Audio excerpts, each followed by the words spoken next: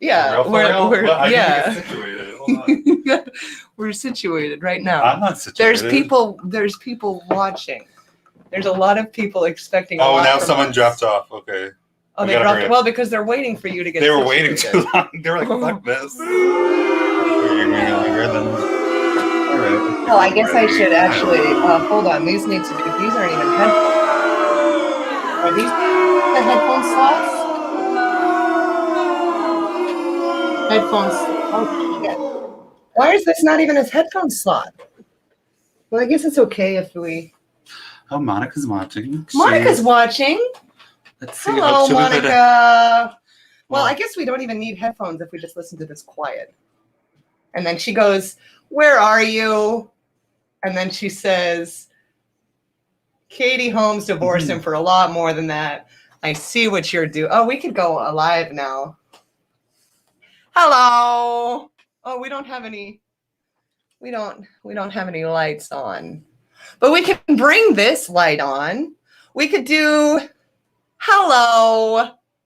We could just do a thingy. We'll just do this and then stop it. So unfortunately, hello everybody. This is very exciting. We're coming back to our roots. We don't have, our chairs and we don't have the things that we need. But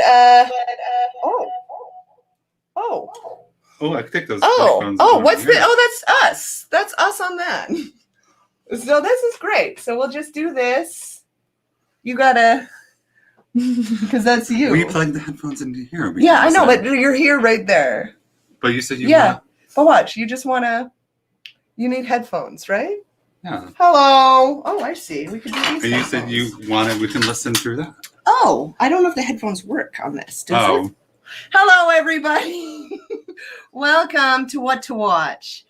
If you knew what was happening. Oh, it does have a camera. Oh, great. That's wonderful. Hello. Well, hello. Oh, fuck. Okay. Welcome to What to Watch. This is great. So, Rob, let me turn it over to... Yes. Well, you can still kind of hear it here. Oh, there's no echo?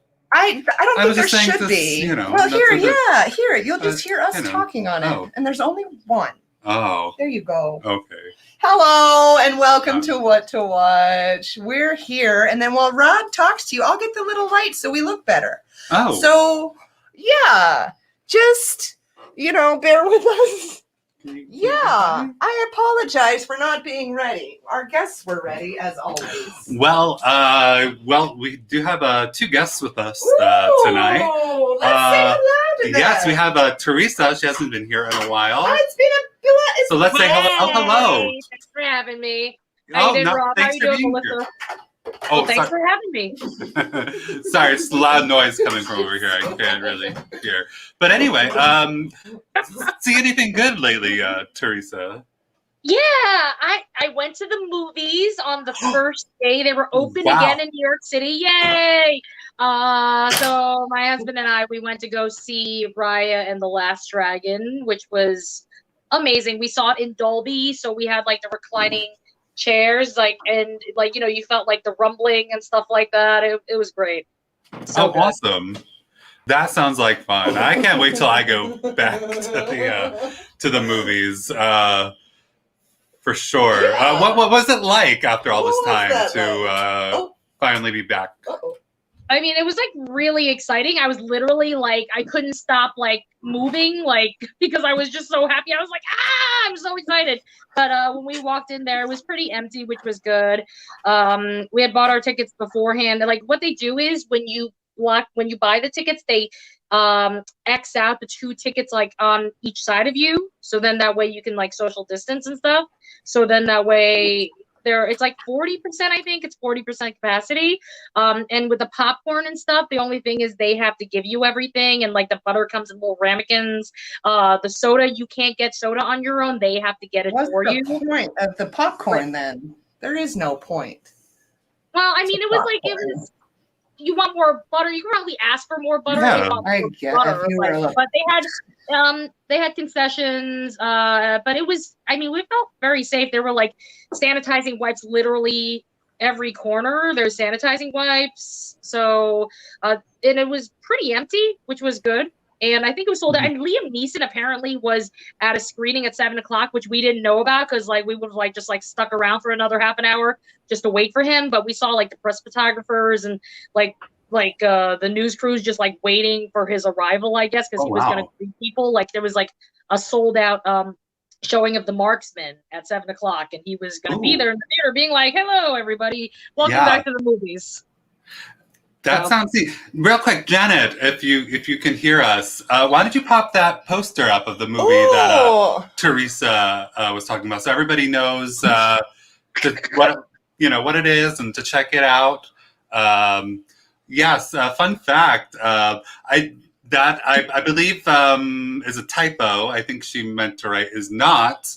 But we'll have a discussion with Janet about that. Janet's just a very strong-willed. We're expecting.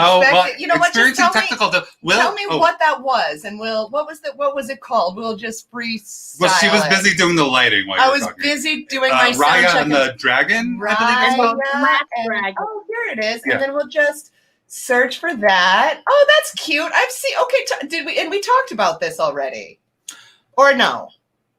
Well, just now we did. Share. We just talked about it. Yes. Share screen. One moment while we get what you talked about. Yeah, it just opened in the theaters last Friday. Was it last Friday? Yeah, it just opened last Friday, but apparently it's also streaming on Disney Plus. But you have to pay like $30 for it or something like that, which I think is absolutely ridiculous. At $30, it's like. If I'm gonna pay $30, I want my seats to rumble. I want it to like rain on me, like when you're seeing movies in 4DX, which Regal's still not open yet. They do the 4DX and they're still not open yet. But once that opens, I cannot wait to spend $30 to have like smoke and like rain and like my chair moving like I'm on a roller coaster. I freaking can't wait for that. And then I love that. I saw one of the Star Wars movies. I don't know if I've gone to a theater like that. That sounds very exciting. And it was one of the Star Wars movies I didn't really like, but the fact that it was raining on me and the chairs were moving, it was kind of fun. It was like being in a Universal Studios ride. Come to my theater. I'll dump some water on you and How much will that cost? It's like, here you go. Water. There you go. Got enough water. Well, this was very exciting. What did Isaac see? Give me a little heads up before we... Yes. So, Teresa, we will see you for the first review. And we're going to say hello to Isaac. Bye, Teresa. Wonderful to see you. Yes. Oh, do we hear? Hi, can you hear me? Oh, my God. Wow. Are we echoing for you? No, everything sounds fine. Oh, my God. What are we supposed to... Well, what did you see? Wow, we're just very shocked. Shocked and happy. So, Isaac, what did you see, buddy? Okay, so recently I was watching Hulu Plus and I saw the new movie that came out that's directed by Lee Daniels. It's called The United States versus Billie Holiday. That movie was really, really, really, really good. It was like a biopic of Billie Holiday's life and career and the things she went through when the government was, really, really after her, because she came out with this song that really catapulted her into a lot of success. It was called Strange Fruit. And the song was about how African Americans were constantly being lynched and killed in the Deep South. And I guess the government obviously had an issue with her singing that song. So they kept going after her any way they could, like framing her with drugs and all kind of crap. It was just a really, really good movie. I do recommend it. It's a must see. It's really good. Yes, I've been meaning to see that one as well. How would you compare it to Lady Sings the Blues with Diana Ross? Because you know what? I never watched Lady Sings the Blues. Oh, okay. I haven't seen that one. So, I can't really compare it. All I know is that this one is really, really good. Okay. This one is really good. So, I think I probably should go back and watch the Lady Sings the Blues, but I've never seen that one. Mm-hmm. I just, for some reason, I never had an interest or desire to see that one. But when this one came out, because I'm a huge fan of Lee Daniels, I was like, I really want to see what this movie's about and how he directed it. And it was really, really good. Like Billie Holiday, she had a really rough life. Like she chose the wrong men who were abusing her. Her childhood was just was hard. Like, her mom was a prostitute. She kind of grew up in like a whorehouse in general. And, like the movie went through some dark places, but it was a really good biopic. So the acting was good. And I'm pretty sure it won some Golden Globes, if I'm not mistaken. I can't really remember. I think it won some awards. Rob loves already the at Golden Globes. Globes. Right? No, she did. It won some Golden Globes, right? Mhm. Yeah, the lead actress who played Billie Holiday. Yeah, that's what I thought. It was. Yeah, she really did a phenomenal job. It was very raw, very edgy. The directing of the movie by Lee Daniels was really, really good. It was a very powerful film. So I do recommend it. It is very much a must see. So Yes. audience, everybody, go see that movie on Hulu Plus. It was good. On Hulu Plus. There's a plus? Yeah. Hulu Plus. Yeah. Oh, fuck. Well, I must have it. Well, yeah. Thank Okay. you, Isaac. Well, Isaac, thank for the you so much. recommendation. Yes, and we will see you shortly. Yeah, very for shortly. I for can't the wait for that. First review. So, as you know, March is Women's History Month. So we are looking at films directed by women. To honor women directors this month. So, Yes. So yes, let's start with the. And we've been trying Run the World.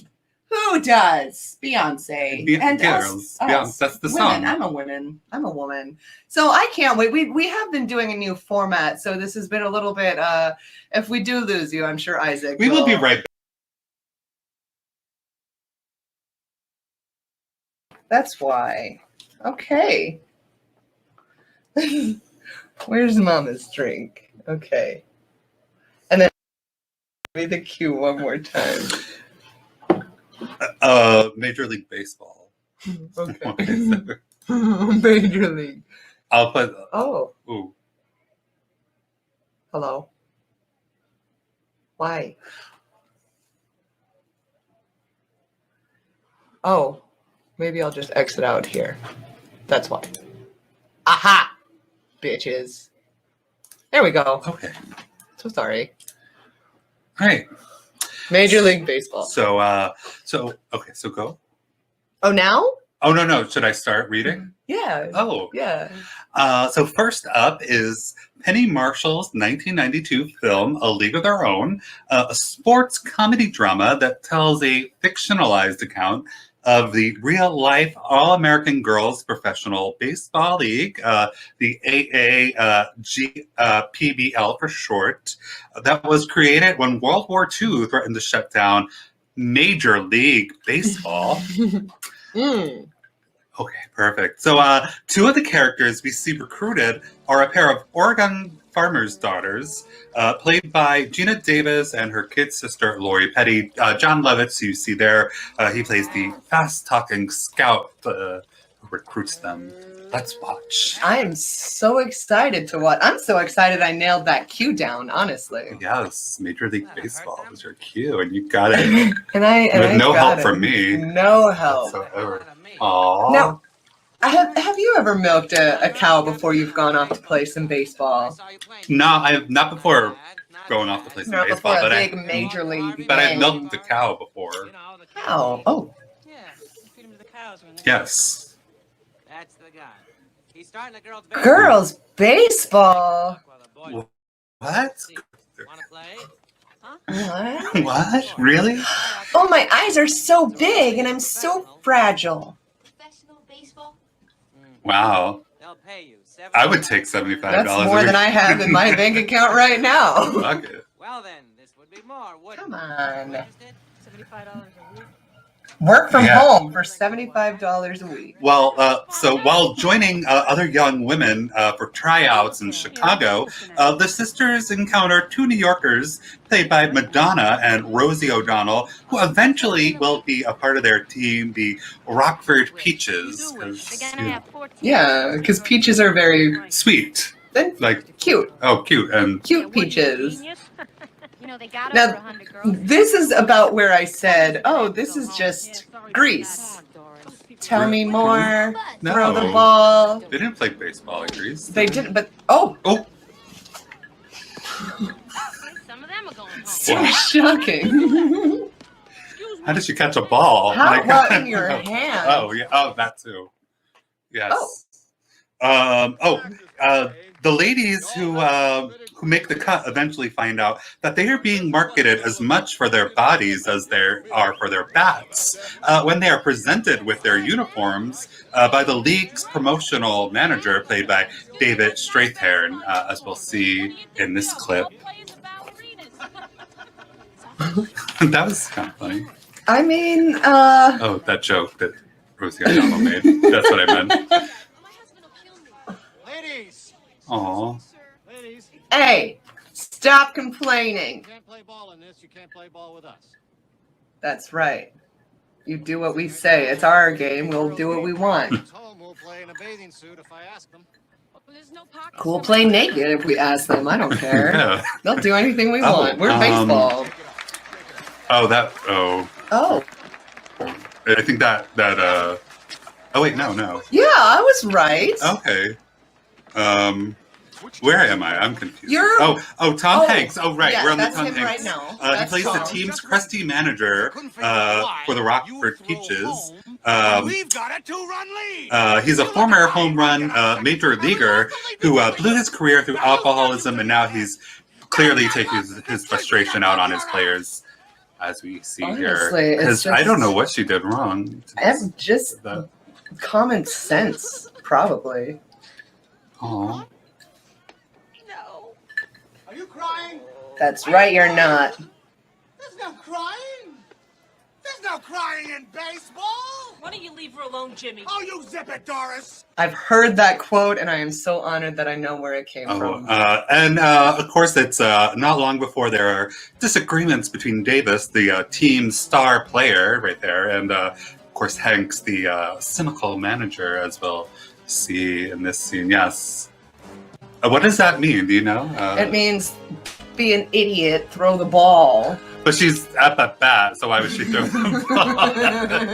That's why they're arguing. Oh, so I see. Yeah.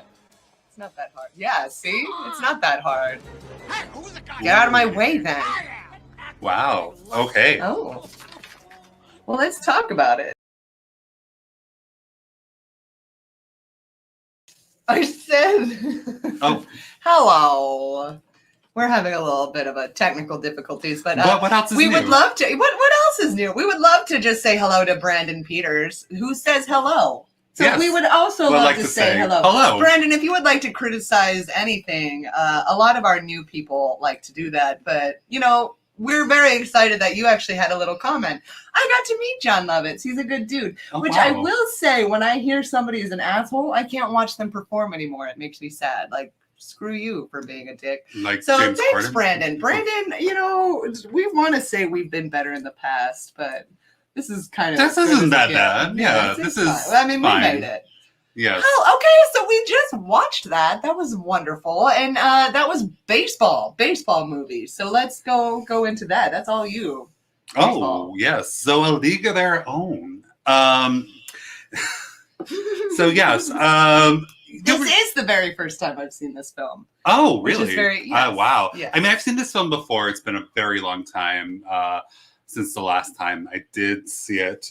What was I going to say? Okay, so there were some things that I didn't really care for, like on a screenplay level with the movie. I thought that some of the characters, as far as like the teammates go, I felt like a lot of them were underwritten. You really only get to know literally like the Gina Davis character and the Lori Petty character, and everyone else just kind of like pops up once in a while. Like, I don't know. And I really loved, like every time, Rosie O'Donnell and Madonna were on screen, like they seemed fun and, and funny as well. They were just likable characters that like I kind of wish I got to knew a little better. They didn't really go into like backstories with them at all. Also, too, I felt there was a lot of focus on the Tom Hanks character as well. I I felt like that character should have felt more like a supporting character, except he kind of feels like a male lead. And I just felt like I kind of wanted to know more. Like kind of want to see more like the dynamic of the team, rather than sort of this sort of like battle of the sexes between him and Gina Davis. I don't know. That's just me. Also, too. I think the reason why that is that the screenplay was actually written by two men, and so I get that. I think makes sense that underwritten female characters, and you have this sort of unnecessary male lead. I don't think the character is unnecessary, but the fact that he's a lead, kind of like the lead character, is unnecessary. And also too, the jokes about Marla Hooch, who was my favorite character in the movie. I thought some of them are they kind of reminded me of the fat jokes about Shelley Winters in the Poseidon Adventure. And if the jokes were more like, had something to say about the people making them, like how snobby these charm school people are, like then I could say like, okay, then it would work. But it was like kind of like played for laughs, really. And I don't know. I just really love that character. I like the idea of this character who finds like this passion and like breaks out of her shell. I don't know. I can kind of relate to that. I feel like I'm a very shy person. You wouldn't know, because people are probably like, when is he ever going to shut up when they're watching this? But I'm very quiet and shy when not doing this. So I don't know. I just related to that. So I thought some of those jokes were a little unnecessary. But however, what was I going to say? Oh, I love the song. This Used to Be My Playground. That's the theme song for the movie. And I think the interesting thing about that, I read this on the Wikipedia page for the song, not the movie, but Penny Marshall actually approached Madonna about making a theme song for the film, and that it has to be that she wanted it to be a ballad, and discussed a lot of the themes that she wanted for the song. So Madonna went, co-wrote, co-produced, and performed This Used to Be My Playground. And I love that last scene in the movie, which I get so annoyed because they play the end credits over it. And I wish they just like let you see it, where that song is playing and you see all the ball players, and they're all older now, and they're playing a game of baseball. And that almost makes me think that, that wasn't the ending like the screenwriters were going for. You almost get the sense they wanted, where they had the movie end is right where they snapped that photo and everybody's smiling. Oh, reunion, like feel good ending, and then the credits play over that. And I don't know, I think like that with that song and that ending, I think it gave it just okay. Just don't mind me. Don't mind her. But I thought it gave it the more bittersweet ending that it should have had, rather than sort of like a feel good ending. I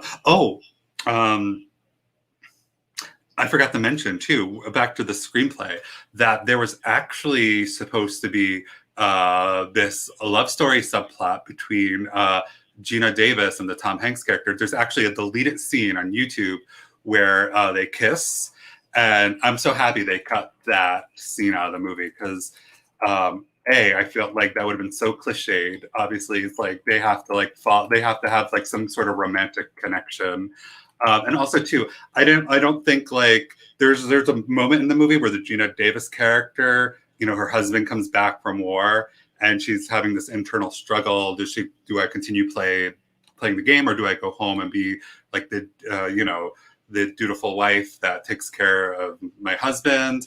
And with that scene in it, it would make you think like that struggles because like she's being tempted by this man, and she's really in love with her husband. But like the real struggle, I think, is like the role that society at the time was telling women that that's what you're supposed to do. You're supposed to, when your husband's back home from war, you're supposed to go take care of him, not follow your passion. And I think that's what the real internal struggle was. And I'm interested to know what other people on the panel think too, because I don't know, part of me thinks one of the other reasons why they didn't put it into the scene was I felt that more so Gina Davis, I felt like she made a very good choice of not really showing any sort of romantic feelings towards that character. I can see like what scenes the screenwriters wanted to like show that, like the scene on the bus where they're talking. Like you definitely get the sense the screenwriters were trying to like point the story in that direction. But I think she made some very good choices as an actor not to play into that, and I don't think it would have made sense really with that scene in the movie that that the kiss would happen.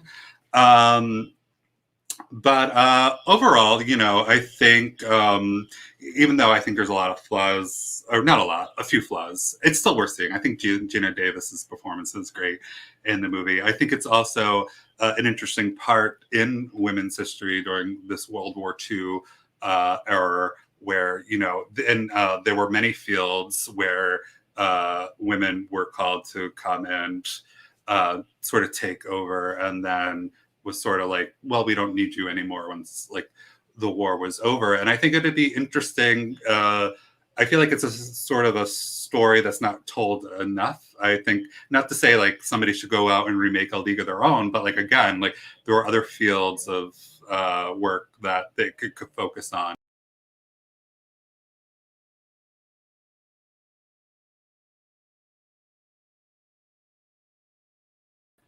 If something else comes up, I will. Oh, wait, something happened. I hope that's all you had to say, because you disappeared for a second. Oh.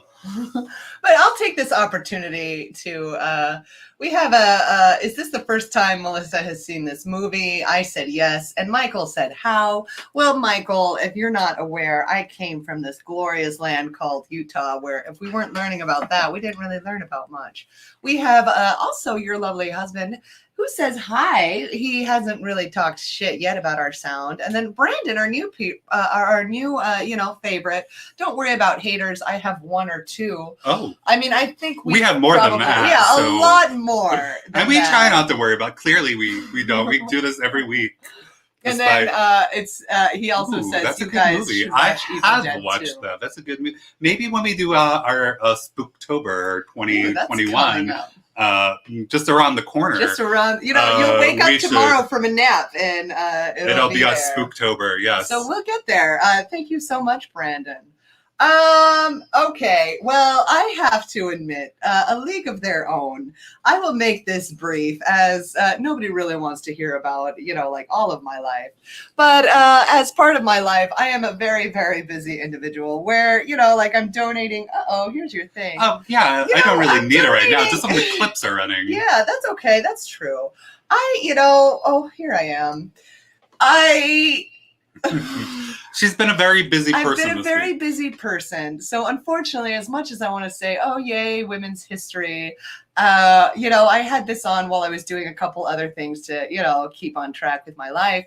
And it wasn't bad. And I will say I didn't want to spend the $2.99 to rent it, because $2.99 in this day and age is quite a substantial amount. So I watched it on the Roku free channel, which allowed me to extend the time by 30, 40 minutes and watch the same commercial repeatedly every, 10 minutes or so, which obviously added to the viewing experience.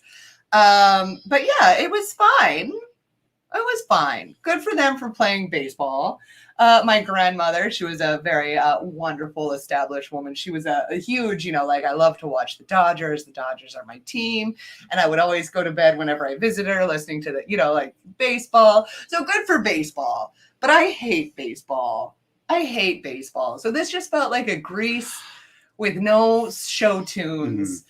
And just a lot of, baseball. And I don't have anything bad to say about the film, not necessarily, but I'm not, go baseball. Yeah. Good for them. Oh, well, yeah, I think the other thing I want to say, there was sort of like this sort of manufactured Hollywood sports filmy kind of feel to this movie as well. Even though I feel like Penny Marshall did, try to add some touches to it, like I said, the ending especially, But oh yeah, well, touching on that, that's something I can touch. I honestly was very confused by her, the lead's choices in life, I guess, because she says, I don't want to play baseball. Kid's sister who goes, I want to play baseball. And she says, all right, well, I'll go. And then everybody's like, oh, baseball is your passion. You're brilliant at baseball. Oh, baseball. And then, then she plays a couple games for a year, a season. And then she's like, and then it's not, oh, I regretted it. Mm-hmm. Oh, I had a bad, I wish I never did that. It was just more of a, I didn't get it was like there was definitely that, and like I said, it felt like an internal struggle, like what but they do I didn't go decide into to that do? much. It was like I felt like baseball. Yeah, the screenplay doesn't really go into it. It touches, but I thought like as the Gina Davis's performance, I think that came across through that. Well, I guess. I mean, here's the thing. Where do you take something where your overall personality and mood is very, very dark? And then, so no matter what you watch, you're never going to be happy. So I think it was fine. I hate watching baseball, but I love baseball movies, which, I mean, yeah, I'm not a sports I hate Anne person Hathaway, either. but you watch Anne Hathaway. Yeah, movies, and then you were busy learning about Joseph Smith. Absolutely. Anything you want to know, let me know. Great. That's baseball. Yes. So we talked to fuck it. Bring up, you let's call see, it let's see what baseball. Isaac. Oh, wait. The last thing. Oh. I liked Tom Hanks. Why? Because I felt like Tom Hanks was me. Just like, you don't be stupid. Just get shit done. Like don't cry. Fuck you. That's how I felt. So Isaac, this is a great oh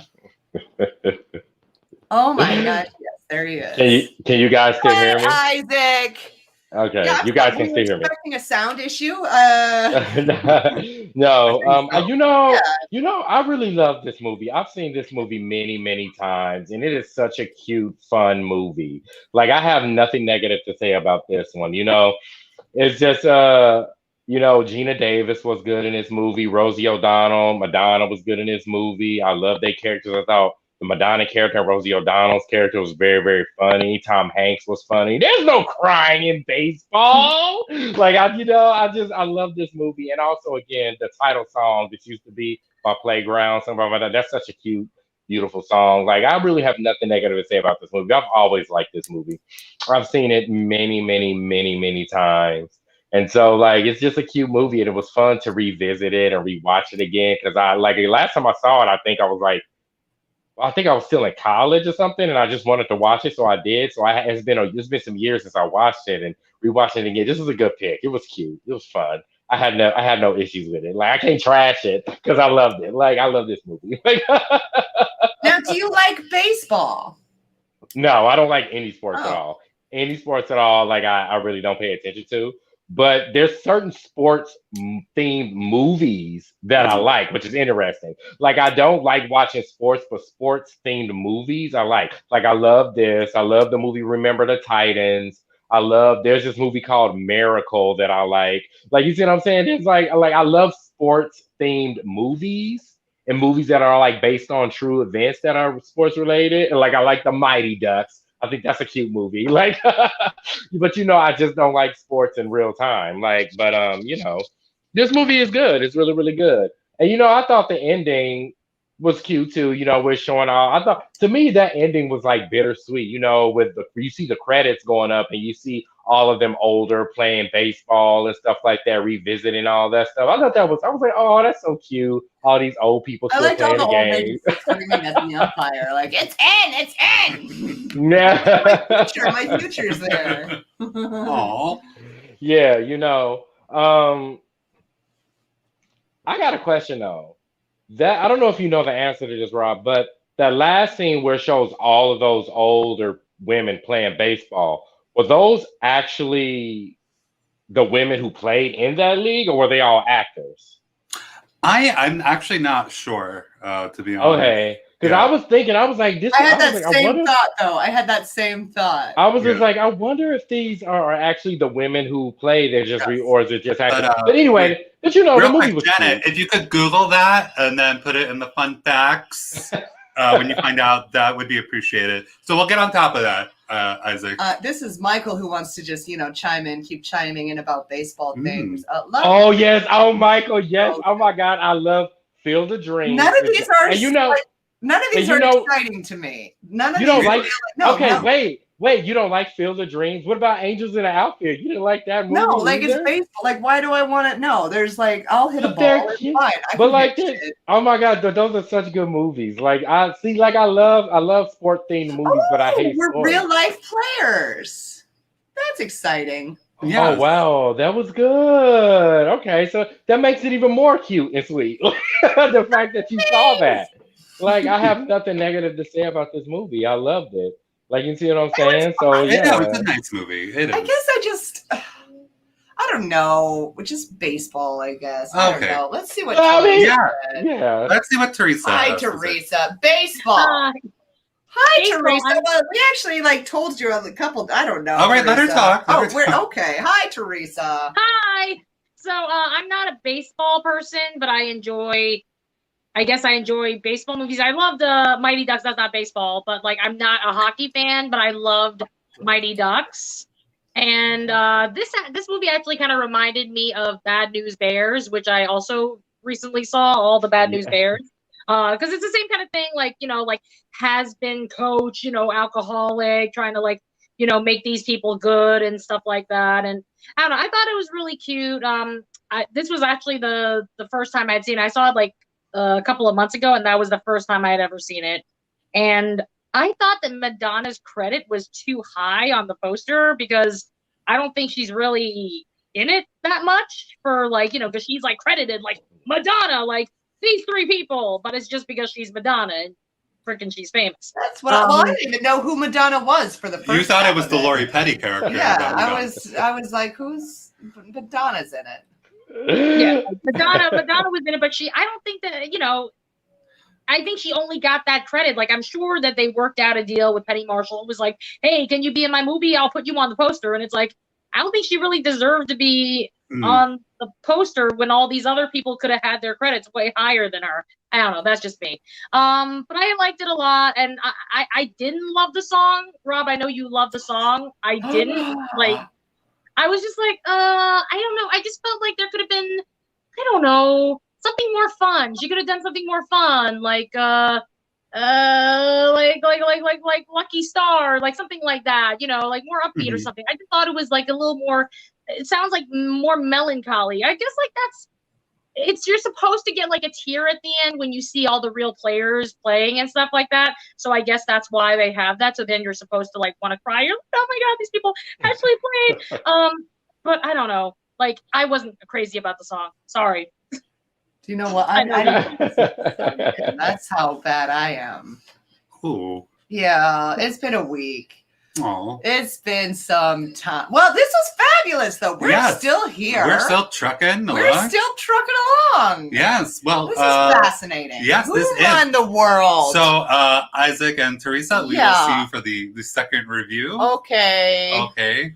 And we're gonna be gone for a quick second. I better put my earphone in. We just put in your earphone. I want to make sure I hear. And then we'll just do this in the most professional way that we find possible. Yeah, absolutely. Okay. So we might lose.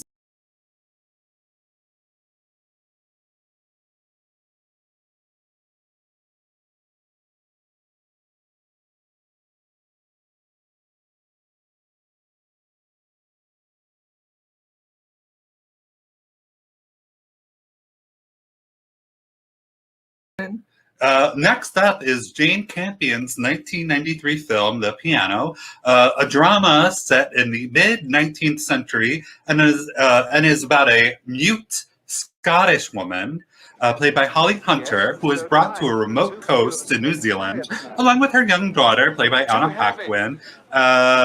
Let's see. Oh, yes, to meet a settler played by Sam Neill, who she is arranged to be married to, as we'll see in this clip here. We'll also see that she's very attached to her piano To the as piano. well that they brought. Leave the piano. And That's she likes right. to have her little child whine about it to Yeah, everybody. there seems to be a thing, because remember, wasn't it last week Carrie Mulligan, all she cared Had a about? piano.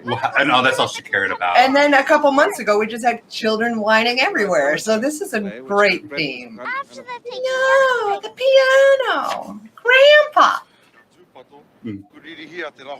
Oh. Oh, I think that's an insult.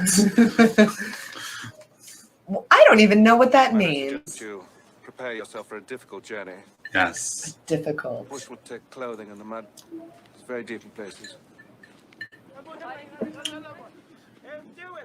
Ooh. Oh, so, Sam Neill's character, he eventually swaps the piano with a neighbor played by Harvey Keitel for some land. Holly Hunter is enraged upon hearing this news since the trade was made without her permission. Of course, it's her piano. And I'm sad. Well, wouldn't you be? Oh, if he can't read, he's ignorant. Wants to improve himself. I mean, everybody has a story they want to tell. Like, Yes. A wise woman once said that everyone has a story. What was? although this is a much better put together fit than I usually throw. And I do a lot more underlying in Come on, like this. my angry Post-it notes. We're a family now. We all make sacrifices, and so will you. You will teach him. And I will see to it. And I'm gonna see to it. Okay, so, however, Keitel proposes a trade with Hunter, in which Hunter can earn her piano back, one piano key per lesson, provided that he can observe her and do things he likes, as he puts it, while she plays, and we'll see that in this clip here. Which this was a little cringeworthy for me. If you let me, you can earn it back. I think it was meant to be, though, in a way. That's true. They've done a good job. It's her piano, My piano. so, do what you got to do to get it back, I guess.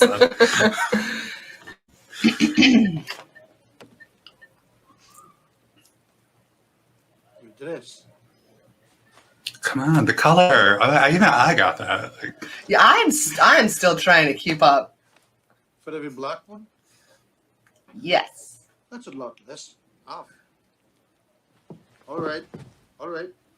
And the black keys. Let's see. Oh, it's clear that the lessons become a slow seduction for her affection as Keitel's requests gradually become more intimate.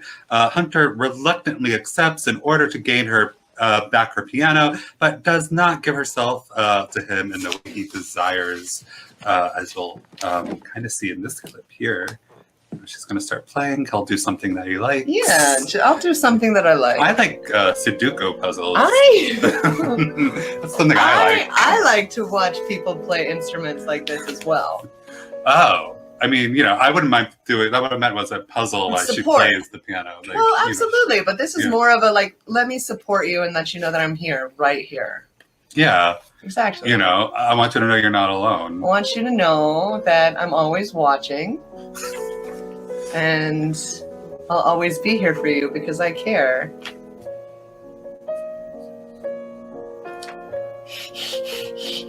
I just hear this heavy breathing. Really? I didn't hear it. Or... In my head. Okay. Well, eventually Keitel simply returns the piano one day, since what he really wants is for her to care for him. And despite getting her piano back, Hunter realizes that she will miss him watching her as she plays, as we'll see, because she's obviously upset that he gave it I back. was so mad that you were stroking my arm while I was playing, but now I'm mad again. Still trying to keep up. I think it's more complex than that. I don't know. Yeah, we'll discuss more why I'm a little, why my participation in this discussion may not be as full as it could have been. But all I know is she's mad. Come on, go. I don't think mad. She's just, Oh, she doesn't. confused, She's startled. confused. Yeah, startled, confused. And I'm going to slam this brass door. Oh.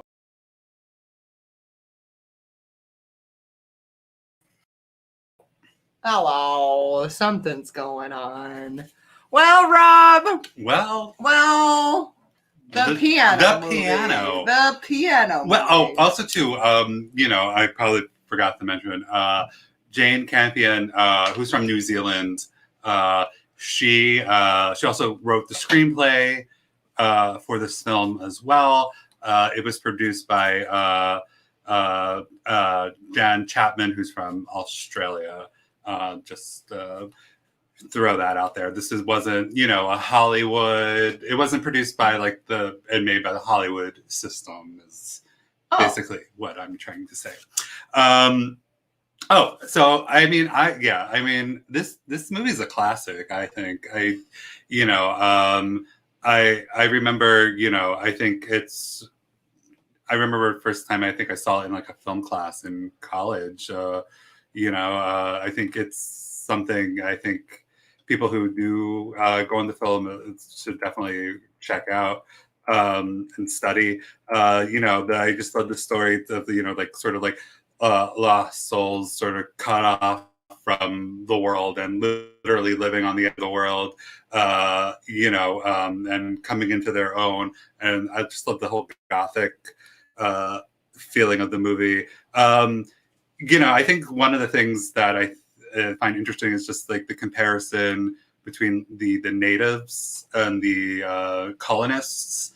And you have one character who comes as a colonist but adapts to the culture of the natives, and and just sort of compares a lot of things between the two. But since it is a romance film, I think it compares, how the both parties view, sex, the natives as, freely, and, the colonists are just like, yeah, it's just, something like, I buy my wife and we're supposed to do that and in private sort of thing, and not really, go into, talking about it and whatever.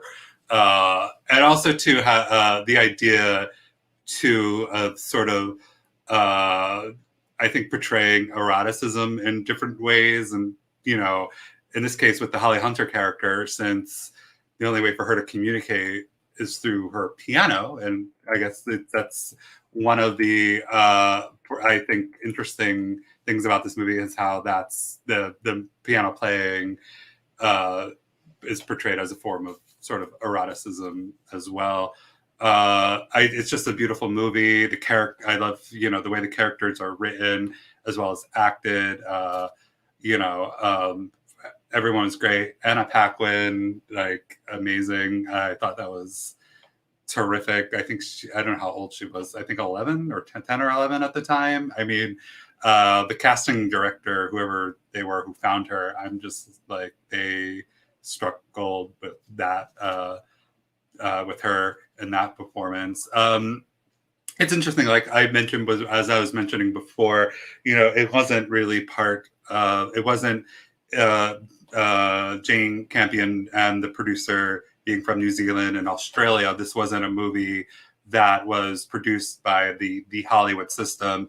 The early 90s is when Miramax, the distributing company, became really big and started to buying like the distribution rights to films that the Hollywood system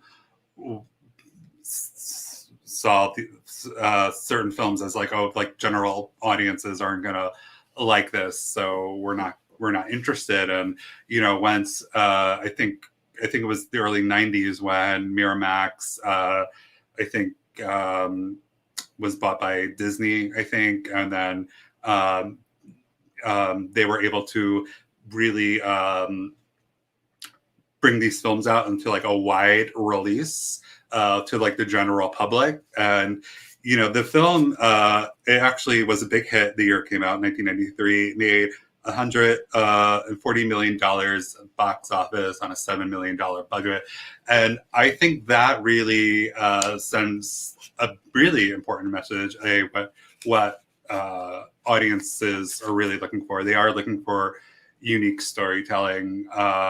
They, don't want the same thing over and over again.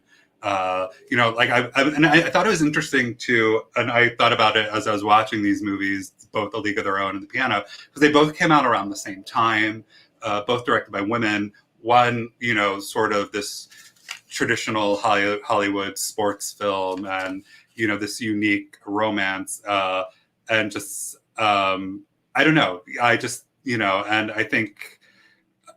I don't know where I was going with that, but I just thought it was interesting, that these films came out around the same time. And I don't know how much A League of Their Own made at the box office, but it might have been about the same. Janet, if you could look into that, that would be great. I do know the budget for A League of Their Own was a lot more. So, but I just think, I think that sends, like, the fact that the movie was so popular sent a message to, I think, again, to, like, the Hollywood system, like, we want movies that are uniquely told and completely told from women's points of views rather than partially like with A League of Their Own, which it was still a hit, but like they also wanted this type of storytelling as well. I think is what I'm trying to say. But yes, please, Melissa, no. The Piano. I know you had a busy, but from what you kind of saw, what did you From thought? what I kind of saw, I actually paid money to rent it too, so I did see it. Dennis loves this movie so much. It was so beautifully shot.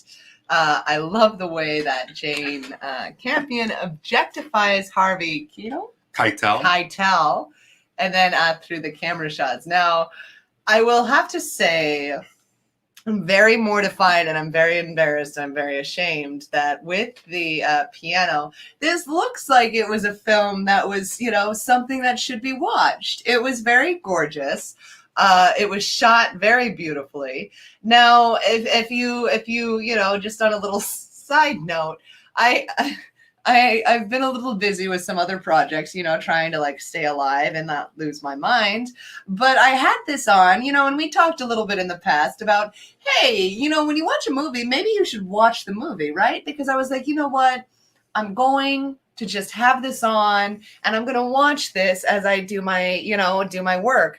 And I had it on and then I said, no, this is a movie that you need the full attention for. And then I said, oh, but there's no time for that. So I said, I'll watch it this way. Now, it was a very interesting watch because I don't know who the two men were. At first I thought one was a brother and then I couldn't understand why there were two of them and who was who. And then, the setting, everything was confusing, but it was beautifully shot. It's something that I'm just mortified, man. How do you, but it was great. And I guess what I can take from it is, when life is hard and that bad, all you want is your piano or some snacks. And, I don't know, I guess you could relate that to coronavirus times. You're in the middle of nowhere and you just want one thing. And I can't keep talking about it because if I do, I'm just going to sound more stupid. So we're just going to go with Dennis's. Oh, yes. Yeah. Yes. And then we talked to Isaac. So let's see. Let's talk to Teresa first. Okay. Hi, Teresa. Welcome to this, show-stopping event. Hello. So I did not want to pay $2.99 for it, so I watched clips online of the movie. I knew about the movie when I was a kid, and I knew that Harvey Keitel shows his penis because he showed his penis. Oh, I did see that. That's something I paid attention to. Yeah, I saw that. Good. So, well, there was like a time which like Harvey Keitel just showed his penis in every movie. But like from the scenes that I did see of it, like it was shot beautifully. Anna Paquin was amazing. I thought she was 11 years old. Carrie, but she's not. Anna Paquin? Yeah, I thought she was the Carrie girl. The old Carrie or new Carrie? Old Carrie. Sissy Spacek? Yeah, that's who I thought. Oh, you thought Holly Hunter was Sissy Spacek? What? Yeah. Okay. You know what, Teresa? It doesn't apply. All right. Carry so on. But Holly Hunter, that it's hard to act with no dialogue, and it's just amazing, just from like her looks and everything, and that's why she won the Oscar because it was incredible. And I just realized I didn't know until this year that Sam Neill was a New Zealander. So that's why they have like him in New Zealand, because I just watched Hunt for the Wilder People, which my mother-in-law recommended, and that's on Netflix. And he was great, and that's also in New Zealand, and Taika Waititi directs that. But yeah, like that's why the scenes I've seen were shot beautifully. I kind of wish I saw the whole thing, but that's like this is a movie in which I'd like to eventually see the whole thing in the future. But you know, welcome to this episode where everybody says, you know what, maybe sometime we should take a look. Well, at yeah, that. you should. I think. I Yeah, don't know. or just watch it a little inebriated and don't pay attention and just tune in every 10 minutes, and you'll just—it's a wild ride, really, trying to keep up. But Teresa actually did much better than what I was, gonna say. So thank you, Teresa. Yes. Isaac probably watched it. Yes, let's go. I watched it too, but he might have more to say. Hi, Isaac. Welcome to our show. Well, hello, and actually, Brian, because he's here. Hi, Brian. We missed you, buddy. I think that was to your comment to something. Well, this is just a nod to Brian. Oh. Yeah. A nod. Hello. Yes. So I watched this movie. Ooh, I love how everybody's just very impressed. Wow! No, but I watched it, and I don't know how I feel about the movie, because the whole time I was watching the movie, I kind of felt bad for Holly Hunter's character. I felt bad for her because I felt both the men in her life were kind of not treating her that well, and her daughter was mad annoying. Like I was this little daughter she has mad annoying. Like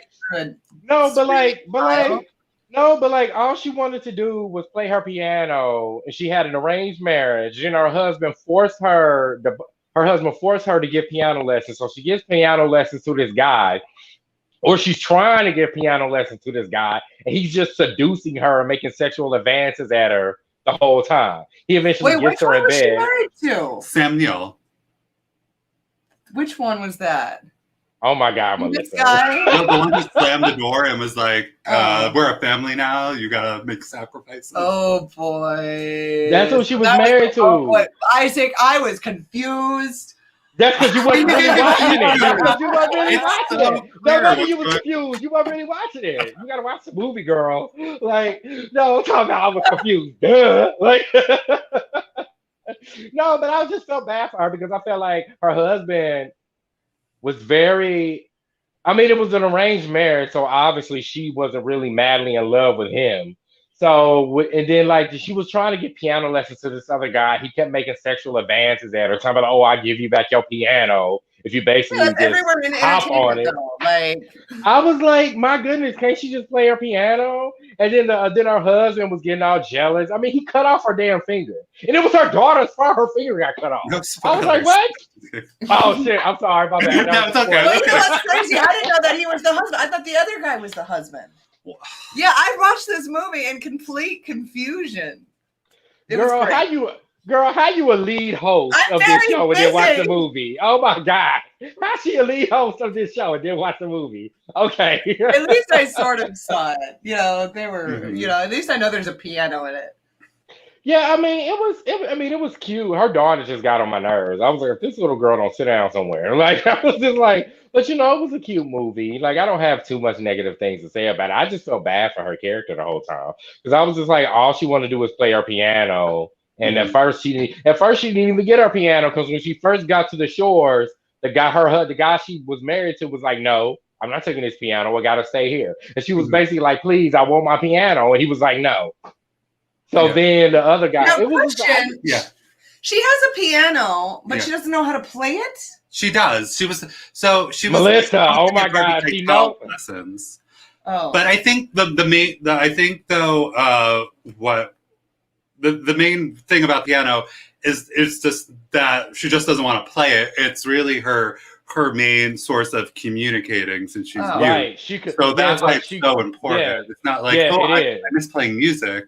Oh. It's not like that. It's more that's how she finds her voice. That's how she, like, What a beautiful movie. I'm actually mortified, man. I'm a little mortified that I've, this was the one I dropped the ball on.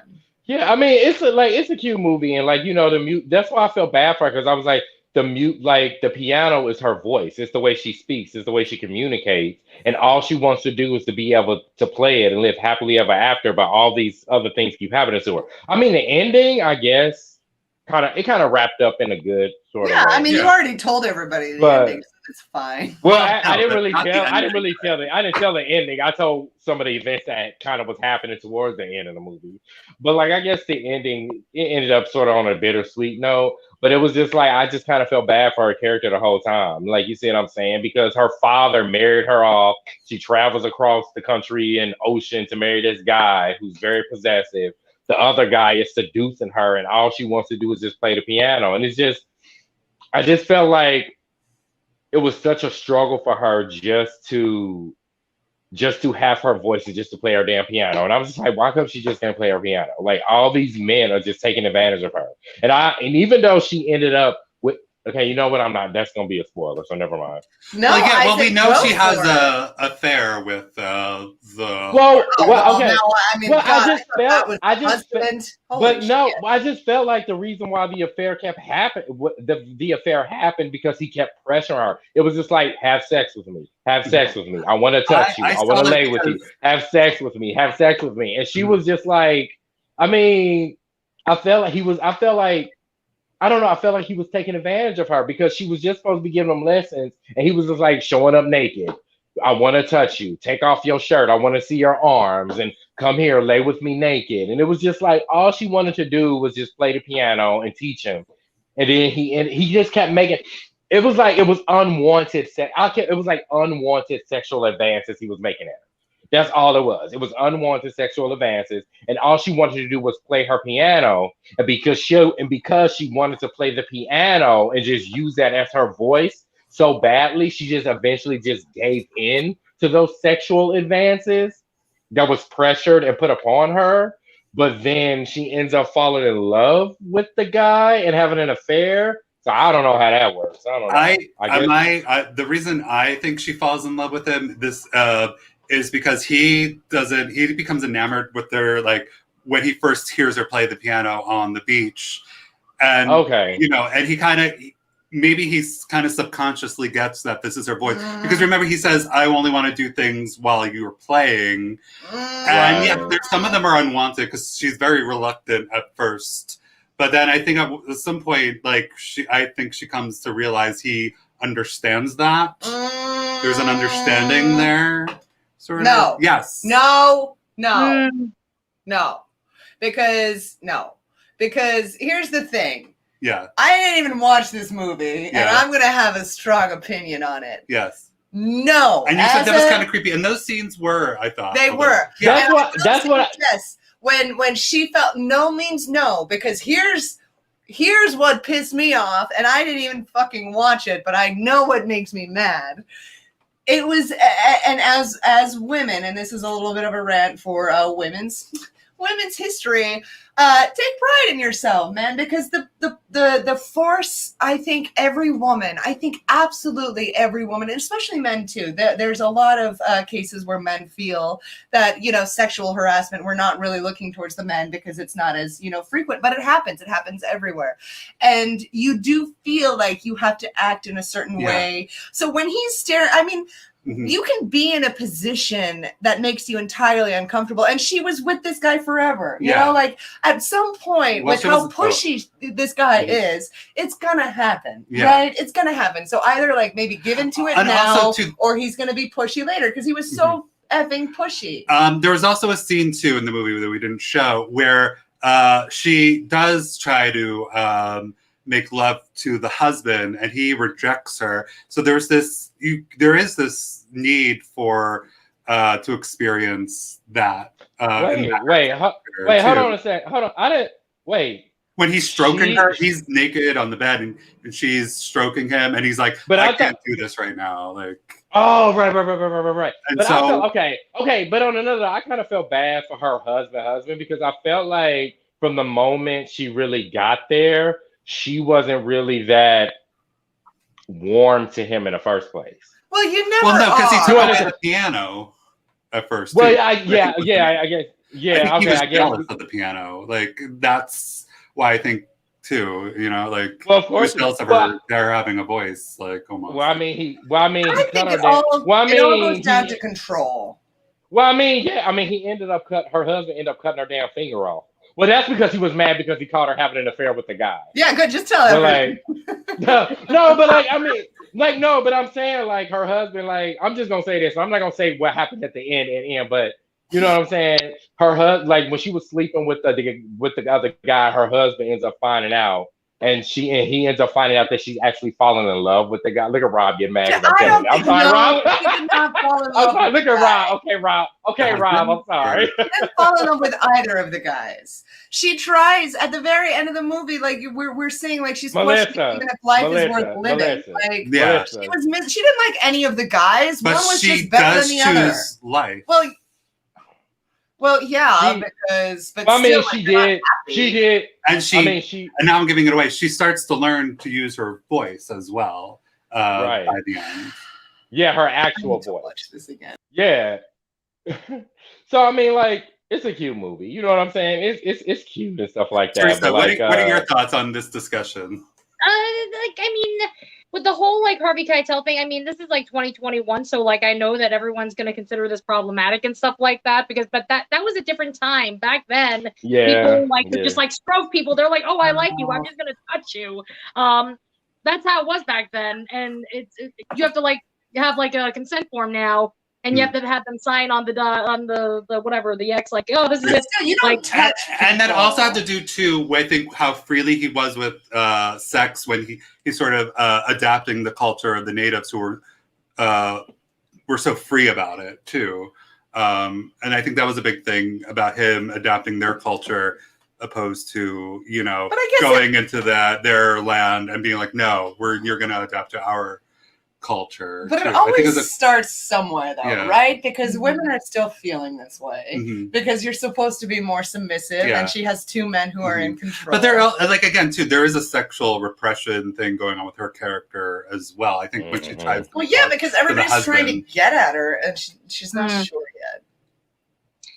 So. Yeah, but I know that if you show this to like a group, like a college nowadays, they would write about how problematic it is.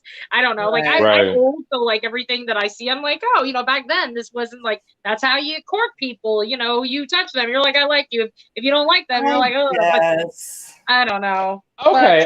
And you know what? Okay, that's a good. You know what? That's actually a good point. Let me look at it in that context. Okay, I can't wait that to was start that's actually a good. That's a good point you just made. I guess I was looking at it through my 2021 lens a lot instead of looking at this is like kind of like a historical thing. This is kind of how. That's why everybody's so kind of fucked now, though, because it's been happening. Like it's been happening for so long.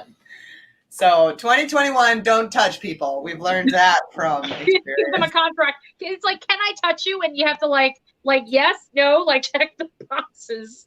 And I guess this is kind of going more into like cancel culture right now because everybody's saying, oh, well, the Mr. Potato Head is a huge deal because now they're not calling him Mr. They're calling him Potato Head and everybody's losing their mind. So there is a little bit of which I understand. Yeah. But at the same time, I understand the cancel culture where it's like, how far do you go? Somebody said something terrible and now, you're just going to kick everybody off. But at the same time, these are learned habits that are still happening today. So it's kind of like at some point you have to look at it through a new lens. I don't. You know what? Pepe Le Pew got freaking canceled, and like literally, like who wants to be like? They're telling you, don't be this like piece of crap. Like, don't be like Pepe Le Pew. Who idolized Pepe Le Pew? He's a terrible character. And he smelled. Who wants to be a smelly like nobody? Like I don't think anybody saw Pepe Le Pew and said, I want to be just like him. Like he's smelly. Like. But instead of I could agree with that, and I've been looking at this. I've been looking. I was about to say something. I just lost my train of thought, girl. Like, okay, wait a minute. I kind of agree. I kind of agree with some of the stuff y'all saying because I do feel like cancel culture lately has been kind of getting, extreme. And I would feel like rather than start canceling a lot of this stuff, I would rather them do a lot of disclaimers at the beginning of things saying like, okay, this movie or this book or these things were written at a time where these things were socially acceptable and it has racist tropes in it or this and that in it, or we do not condone these or something like a disclaimer or something.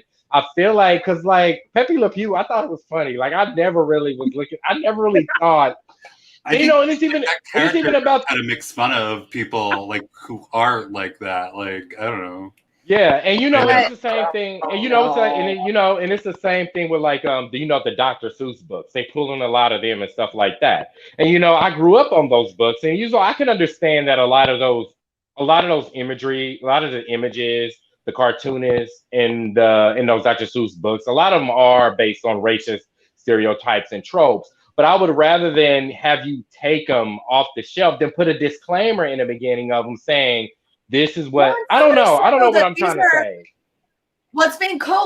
what's being canceled though aren't his classics. They're like things that you might not really recognize or have seen. That's what I've heard. His writings that weren't wide circulation. Yeah. But I mean, it's going as far as to say like a lot of they put on a lot of the Disney movies too. Like for example, like some of the cartoon movies on Disney. They're talking about, I think it was one of them was like the Aristocats and some of the other cartoon movies and stuff like that, like Dumbo and stuff like that. They're pulling too, which you know what I'm saying. Like I get it because on the Aristocats, there's a horrific interpretation of an Asian character that's by a Siamese cat, and you know, in Dumbo, the crows that's supposed to be representation of African Americans and stuff like that. You know, I get it, but I would just rather put a disclaimer at the beginning of those things. You don't just wipe them off the face of the earth. I don't know. I don't know. Because now we're getting into like Fahrenheit 451. Yeah, no, I agree with that. Disclaimers. Yeah. But you know, everybody has different opinions about it. So, and I mean, this is a very controversial. How do we get on this subject? Oh my God, we go on tangent. We were talking about the piano. Oh yeah, he was canceled. They just said that he wasn't currently slated for any new project. When was the last time they made a Pepe Le Pew cartoon? I don't know. But the thing was, you know how they I don't know, but everybody's making it sound like he is. So no. The reason why they saying he got canceled is because you know they're making a new movie. They're doing Space Jam, the movie Space Jam, and he was supposed to be in there, and they removed him from it. And then we're just going to address, they're still calling them Mr. and Mrs. Potato Head. It's just the umbrella brand that is going by Potato Head, which I think is fine, but everybody's losing their mind. And then we do have Brian who says, love the set and camera work on your set. Yeah, that's our assistants. Our assistants working, day and night overtime. To improve the Rob, Melissa, and Isaac all look great. Sorry. I have this boring ass blue. We'll sorry, send Janet that over my to your is very good. Apparently, Brian has his favorites, but he says, I love it. This was great. We made it through a show, guys. And if anybody wants to know why we are a little all over the place, thank you, Brian. Yes. Brian. And this is actually, Teresa might get a kick out of this. They're only removing, only because you might know this individual in question. They're only removing the offensive Disney Plus movies from kids' accounts. They are still available for adult accounts for now. That's right. You can't tell me what to do. I'm a adult. I'm an adult, man. It's just, I don't know. I don't know what to say about it because I know that they're getting rid of a lot of things that like are deemed racist or whatever. I mean, they're putting like everything like those disclaimers. And we just watched the that South Park vaccination special yesterday, and they mentioned the whole like cultural appropriation, like these references are not. I forgot what exactly it said. It won't be condoned now and not in the future and stuff like that. And I get it, but like South Park characters, like the South Park, they're letting you know, hey, this is not right. It was never right. And a thing with South Park, there was actually someone that I worked with who told me that, like, oh, this show is so bad. The kid with the green hat, all he just gets made fun of every day by Cartman for being Jewish. And I was like, okay, Cartman, he's a terrible person. He's literally that piece of shit friend that everyone has, unfortunately, and you just kind of deal with You're him. my Cartman. You're not supposed to like Cartman. He's terrible. Right. He makes people true. eat their parents. That's true. He's a terrible person. But people are just misunderstanding, this stuff. Yeah, that's very true. That's very true. Oh yeah, I Well, see guys, someone wants this to say has hi. been as we're approaching, our hour and a half mark. We'd also like to say why this is a little bit. Eric Cartman grows up to be dumb. Oh, that's right.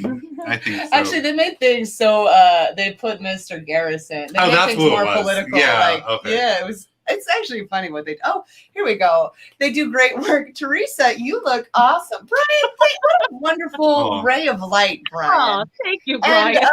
My boring ass we background. are a Oh, little all and over you the know, place and you because know, as Teresa, it's really good seeing you again because I think I haven't been on with you ever since.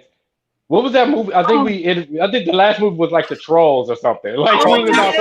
yeah, Yeah, that was the Shopping Mall. last time I so saw much you. fun. Yes. Shopping Yeah, that's the Mall. last I'm time I so saw happy you. that you're here. Yeah, so it's so good to see you. Like, So great to see you. That was so crazy. Holy shit. That was Well, what's yeah. crazy is was Isaac's insane. been carrying most of our shows as we, sound check 20 minutes through the whole thing.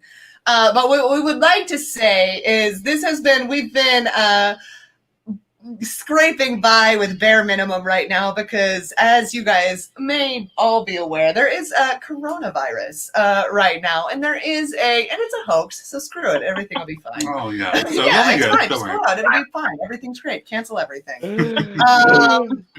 But we are doing. We are saving actually, and we're trying to save an iconic establishment, Swing 46. So we've sacrificed all of our what to watch material. We've brought it all down. We will be doing a live telethon Sunday, March 14th. That'll be a 12-hour telethon. We'll post some links up. But we are a little scattered because it is important. This is live music. This is dancing. This is, us as entertainers. Everybody here has been in the entertainment industry. So I love that I can blame this on, hey, sorry we had a shitty show, but all our shit's on the, all the times before that, we were doing that too. But yeah, tune in. We're hoping, fingers crossed, it'll be good. But we have fun facts from Brian, and he says LOL again. Is there anything that's all, to be able to be like doing these crazy long shoot days and then, still put together a what to watch. I wasn't sure if it was going to happen. It was, but we did it. We did it. Yay! So, Teresa, wonderful to see you again. Is there anything you want to say during these amazing, amazing times? What? Anything else? Oh, I just got my first COVID shot. Yay! My COVID vaccine. How is that? Do you feel any of the side effects or anything, or how do you feel? Like hours later, my arm felt like really like someone punched your arm. It felt like it was bruised, and like literally, like if you touched it, it was so sensitive. Like today, it's still a little sensitive, but not as badly as yesterday. But this was my first dose, but apparently the second dose, that's the one where you actually feel sick. Oh, great. So oh, wow. I made sure I'm to getting take excited. off for 2 days because you're gonna get a fever, chills, and all the fun stuff. Yeah, I can't wait for that. Oh my god! Oh my god! Brian, can't wait to the next show. Tylenol, wonderful. I can't wait to, but I don't need it because I don't need a mask. I haven't, I'll do what I want. I can't breathe without a mask. It's been my pleasure. Yeah. Okay. Well, yeah, I'll sneeze on anybody I want to. This is a free country. Like, I'm sorry, I live in America. I'll do what I want. We did a little check-in with Teresa. Isaac, hey, buddy. Hi. This is... Any last words? Any last... No, it was good being here. Good seeing you real again, quick. Everybody is probably wondering about this. No. Then it says I felt great after the second shot. Oh, okay. So Teresa, don't worry about that second shot, okay? He says... And so hope you don't experience that. And he says, watch the piano. Okay. Oh. Well, yes, he does, yes. He said it was good. He says he gives the thumbs up to watch it. And then here's another LOL from Brian.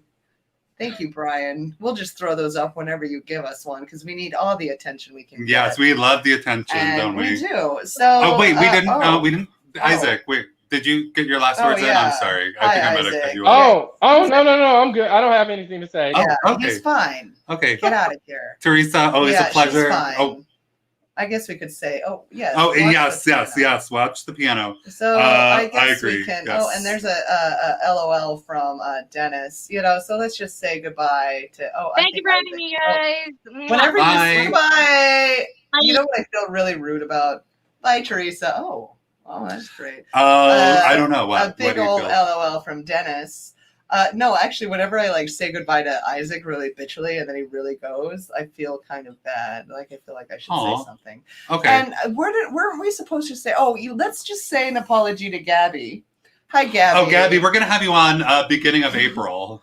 Yeah. So keep your calendar free. We're thinking about every you. Thursday in April because we might keep it free. Just keep it free, please. Yeah, beginning of April, Gabby. Or any Thursday, every Thursday, because it'll be sometime in We'll call April. you probably 10 minutes. Well, right before the show. So yes, you'll get a 10-minute call that will need you. And so cute and adorable. Brian, we would love for you to compete to be the top fan of the month. Yes, we will be doing a game show in April. It was supposed to be March. Yeah, it was supposed to be March, but we, It's April now. Yes, the swing. For thing. religious purposes. Yes. Okay, well, we did it. Okay. Save Swing 46. Well, hopefully, Yes. I've been spending very long hours. Yes, you have. Crossed. And so maybe you should get some rest tonight. Maybe we should sign off. And We could sign off. Get some rest because you need it, I think. I do. Yeah. And we'll end She's been working very hard, so. Very hard. So my attitude has been a little short. No, I don't think so. I said it's Okay. I'm hilarious. Okay, this is great. All right. All right. So until next week. Until next week. Bye. And until April, Gabby.